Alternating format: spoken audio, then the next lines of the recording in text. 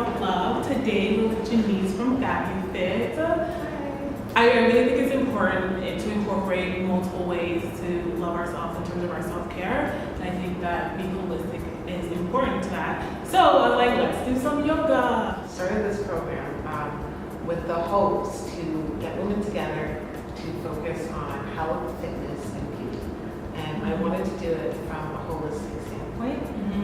And I wanted to make it something that was regular and consistent in these women's lives. So this is how Fabu Phit. Personally, in terms of like thinking about Fabu Phit, I remember the time in my life that I decided to sign up, that I was recently finishing school, starting my business, going through this like intense breakup and dealing with a lot of trauma that was coming surfacing for me from my life in general, and feeling like I needed to implement self-care in my life, feeling like I needed to figure out ways to care for myself, because I had depended so much, particularly being in a relationship. I realized I was depending on my partner to take care of me, and then my partner left, and I was like, oh my God, take care of me now. How is that a part of like everyday life? Like, how can folks implement this holistic way of like being in terms of like yoga, but also like all other pieces in their everyday life in terms of self-love and self-care? So it's paying attention to all parts of our being. So it's not only taking care of fitness or taking care of the beauty or making sure that you've got all your work done for that day, but it's actually taking scheduled time out to meditate, and then to work out, and then to put a facial mask on, and to make yourself a nice meal, and to kick your feet up and read a good book or listen to some soothing music. So when we create space and time in our schedules for ourselves to engage in these type of activities on a regular basis, we create an atmosphere in our life of self-care. So I feel like my self-care goals come out of, I've worked on self-love for so long. I come from a place of not being able to love myself, and I think particularly folks like me, folks who look like me, folks with stories like mine, are told that we're not worthy of love. So growing up, it really took a lot for me to learn that like I'm completely, just by my mere existence, just by existing, I'm gonna get that love. That love comes from me first. So for my self-care goals, it's really for me about implementing self-care and my self-love, because I worked so hard and learned to love myself, but wasn't necessarily working at my self-care in the same ways. And I did take care of myself to a certain extent, but I would like to have self-care part of my everyday life the way self-love is. For my fitness goals, have I thought about this before? Probably not. I think for me, my fitness goals have a lot to do with the work that I do, like particularly like hairstyling and being a makeup artist, and even like running workshops is very physically demanding. So my fitness goals have more emphasis around being in tune with my body. So it's less about necessarily like toning or losing weight as much as it's about being able to feel connected, my emotional, mental, spiritual self, feeling connected with my physical being, and doing things that care for that, because I do put so much stress on my physical body in just like my daily life. Absolutely. I'm really pleased with the answer too, because I feel that when women make fitness goals for themselves, at times they can be harsh and a little bit unrealistic.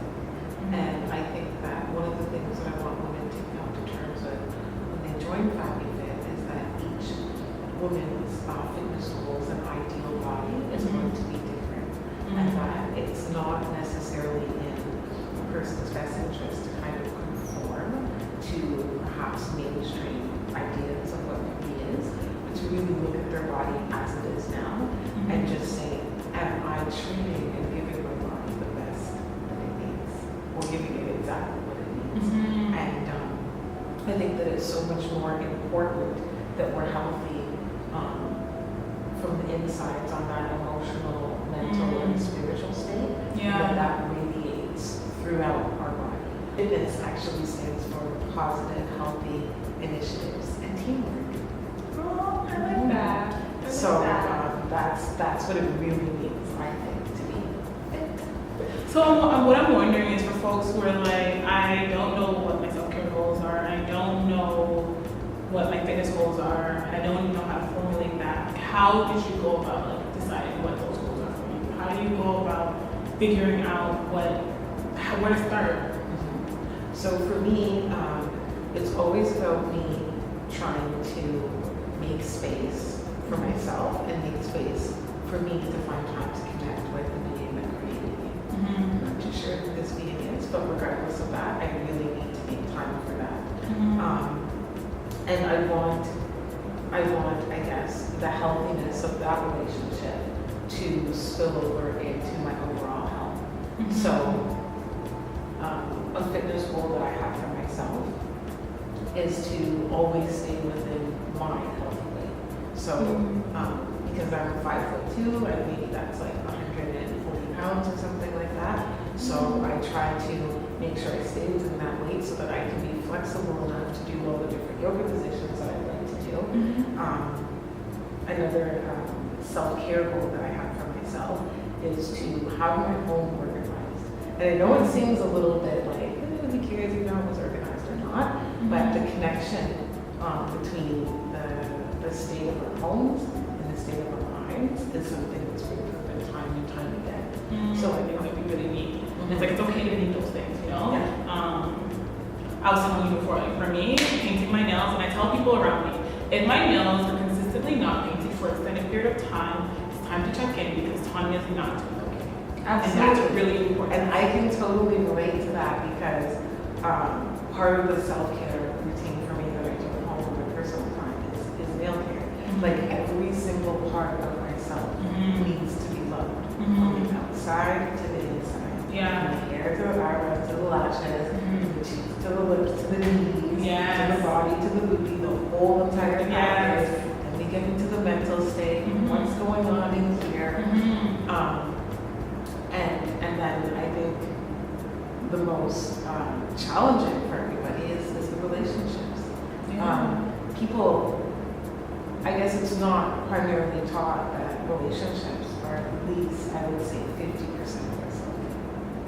And learning how to foster and nurture and balance and maintain long-term, lasting, healthy relationships is something that has such an effect and like an impact on our overall mental and health state that it's something we can't be neglected.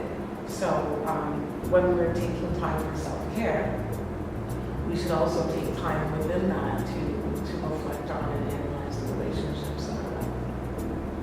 Wow. I love that. I think that is really hard. I think because sometimes reflecting on relationships mean that there are certain relationships you can't have. That means that you need to lose certain things, and we're not always prepared to give things up to take care of ourselves. You know? Sometimes because we don't want to disappoint other people, and sometimes because the hardest thing about like self-care is sometimes the things that feel the best for you doesn't mean you're taking care of yourself. Like it might, certain relationships feel really good. We know there's relationships that feel really good, but are not conducive to our self-care, you know? And I think that some days it's really hard to look in the mirror. Like being able to be honest about those things is part of like the journey of self-love. And I think it's okay to be honest. Like some relationships are really hard to let go of. And I think in being honest about the really difficult part, so the benefit of doing Fabu Phit in a group is that we can share energies and we can boost one another up until we're all individually, I guess, secure enough and rooted enough in our self-care routines to kind of step out and maybe share that with others. Yes. I love that. I think that part of why I wanted to do Sunday self-love is I think that in terms of what we're talking about, like sharing energies, I think it's so important to have support. I think that human beings are social beings, and everywhere that we learn, everywhere in terms of how we learn to exist, like whether that be in school, or that be in terms of like religious groups, like it's usually done in a group. That's how we learn, that's how we have to socialize. So I think that in terms of self-love, I think that collective love is part of self-love. I think that having that support, to me, Sunday self-love is a way to really continue to support each other